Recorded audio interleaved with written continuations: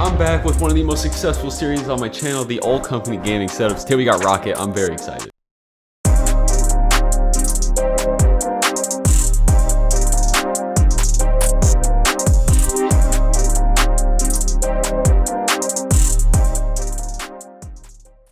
I hope you guys enjoyed that little cinematic intro, but for those of you who are new around here, let me explain what this series is all about. In this series, I go company by company trying out their best mouse, keyboard, and mousepad combo. I'll be giving a review on each of them and testing them out in gameplay and showing you guys how I feel about them. And at the very end of every single video, I have an active ranking list of all trios from different companies and telling you which one I think is the best. Without further ado, I hope you guys enjoy Roccat. It was very requested. The first thing I want to talk about in this video is the Vulcan TKL Pro. This keyboard, even before the setup series, you guys wanted me to try out so bad. So here we are. It's just the keyboard right here. Obviously, it is a TKL keyboard, and a lot of people actually compare this to the Apex Pro, which is, in my opinion, my favorite gamer keyboard out there. The first thing I want to talk about are the Titan optical switches. So these are linear switches pretty much meant for gaming. They have 1.4 actuation distance. They have a very light actuation force, but they're not perfect, all right? In my experience using these are not perfect. They're mainly for gaming, not for feeling. They do have some slight scratchiness to them. They're not the most perfect factory lubed switches ever. They're definitely not on the level as Omni Points on the Apex Pro. But some things that I did notice that are actually better than Omni Points are that they have very little stem wobble, which is very nice. The switch feels really controlled. One thing that does kind of trick up a lot of people is that this keyboard is not low profile. It just has low profile keycaps, not low profile switches. But yeah, keep that in mind. The keycaps are ABS though, which is pretty disappointing. I'm already having some grease build up on mine, but it's not the worst ABS I've ever felt, but still you would have wanted to see PVT on this. But yeah, I mean, I think the Titan optical linears are mainly just for gaming performance. I mean, these are really fast in game, in my experience, and they're not really for typing. I'm gonna give you guys the typing test after I talk about the stabilizers in a little bit. But yeah, on the gaming side of things, these switches are nice. I feel like I had really fast inputs and stuff. I mean, really the difference between like gamer switches like these, like opticals, and like mechanical switches is very minimal and almost impossible to see with the human eye. But it gave me that slight bit like fast reaction time advantage that I appreciated. Talking about the body of the keyboard, it is all plastic, but it does use an aluminum plate, a brushed aluminum plate. And I mean, this keyboard is very thin.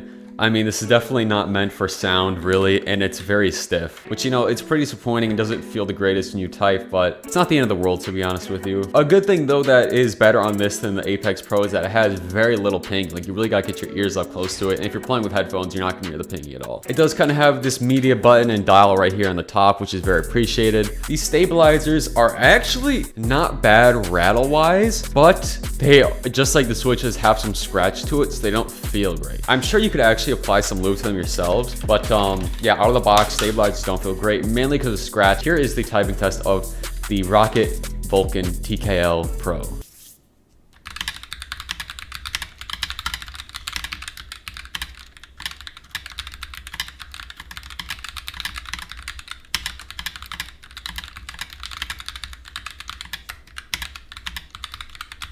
Yeah, I mean, typing, like, it's not the worst I've ever really felt on a keyboard, but it's definitely not great. Nowhere near on the level of customs. But yeah, this review is mainly based on the gamer side of things, and for gaming, this keyboard is great. For the price, I think gaming performance is, you know, decent. I think it matches it kind of well. I would get this keyboard on sale, though. I think it's $130 right now. That's, you know, that's a solid price, though, for this keyboard. If you're a typist or really like typing and want something that's going to feel great for typing, this keyboard is not going to be for you. This is mainly for the gamers. Is it better than the Apex Pro? To be honest, no. Mainly because the switches are not as smooth as the Omni Points, and you do have the customizable actuation on the Apex Pro, but this keyboard is very close to being as good as the Apex Pro. Just not there yet.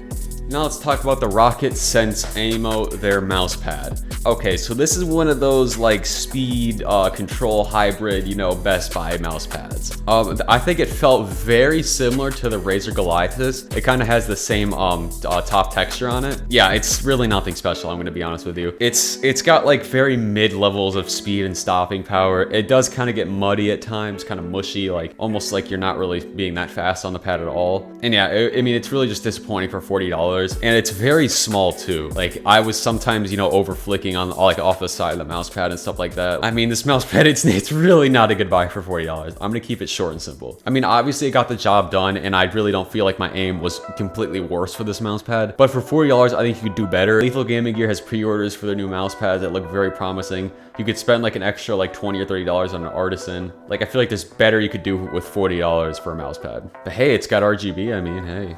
I mean, the backing of it though, it does have a nice rubber surface. It doesn't move easily on my desk at all. Like, you really gotta put force into it. Like, nothing that's gonna happen in the middle of games. The stitching though on the sides is actually pretty decent. It doesn't really go above the mouse pad that much. It goes just up like a tiny bit, but nothing that's gonna like hurt your wrist really if you like lay on it, which is nice. That was like my biggest complaint with the Goliath Chroma, is that whenever you put your wrist on it, it would hurt. That's not the case with this mouse pad though. Now the last of the 3 products is the Roccat Comb Pro Air. I love this mouse. So this mouse, one of my most favorite things about it is the shape. I think it is insane for claw grip. I think it fits my hand nearly perfectly. It's almost my favorite shape. It has a very nice thumb comfort groove. It has also other nice supportive comfort grooves on the mouse. The back hump is placed pretty nice for my hand. Now, of course, shape is totally going to be up to whatever your hand size and hand shape is. But for me, this shape was great. The coating on the mouse is really nice too. It's easy to grip. It's definitely one of the easier to grip coatings I've ever tried. It does use optical switches, which they do kind of feel like your typical optical switch. Not exactly like other opticals, but similar. So if you're not a fan of optical switch feelings, this is probably not going to be your most favorite switch experience. But yeah, I mean, they're very lightweight. There's a kind of a medium amount of travel on the mouse, but that's kind of like typical mouse travel. And it really didn't affect me in game. But yeah, overall, I like the opticals. The side buttons, I love these side buttons. They're humongous and don't have a lot of travel and just easy to press and easy to locate with your thumb and don't really get in the way despite being really big. The scroll wheel is kind of weird. It's made out of aluminum, I guess. I don't really think the aluminum does much. Maybe it's like a weight thing. I'm not 100% sure. It really didn't squeak. It has decently defined steps. It's not the most defined or perfect scroll wheel ever, but it passes for the mouse. This thing is pretty lightweight. Mine weighed out to be 72 grams. The feet on the bottom are heat treated and some of the best stock feet I've really felt. I would say no need to core pad this if you ever had the opportunity to core pad it. But yeah, I mean, the lightweight and the stock feet, I mean, it contributes to a nice gliding experience, especially if you're installing like a Heian, you're gonna be gliding no issue on this. The sensor is a 3370, so no issues for me there. And yeah, build quality is pretty nice too. I mean, this mouse, it's one of the best I think that's gonna release all year so far. And if you want more details on it, watch the review I made the other day or last week. For the price though, it is $130, which is currently $10 less than a Superlight. The only way I would recommend you buy this for $130 over a Superlight would either be if you already own a Superlight or you main Ergos. Other than that, I would say kind of pass. Just go for the Superlight if you're willing to spend that much money on a mouse. If it's on sale though for $100, which is actually how much I got this mouse for, I would say yeah, go for it if you want to get something that's like top tier on the market right now. For the Minecraft players out there, this mouse does double click. It's not the most insane double clicking though, but it is noticeable on double clicking. If you want to know more about how I feel about it in Minecraft, I actually just posted a top Minecraft mice video the other day, so go watch that. Overall, the 3 products from Roccat are very nice. Currently, they all total up to $300 for the sales they're on currently as I'm filming this video. And I mean, I could recommend the keyboard for gamers who don't want to spend the extra money for the Apex Pro, but only gamers, not typists. I can recommend the mouse for somebody who's looking for a top tier mouse on the market or mains Ergos. But this mouse pad though, this mouse pad sucks for $40. Just don't buy this. It's not great. Doesn't have the best gliding. It does not have the best size. Just don't buy this, please. But yeah, I think it's time for ranking time and comparing it to the other companies. So one thing I need to clarify though about this like ranking list at the end of these videos.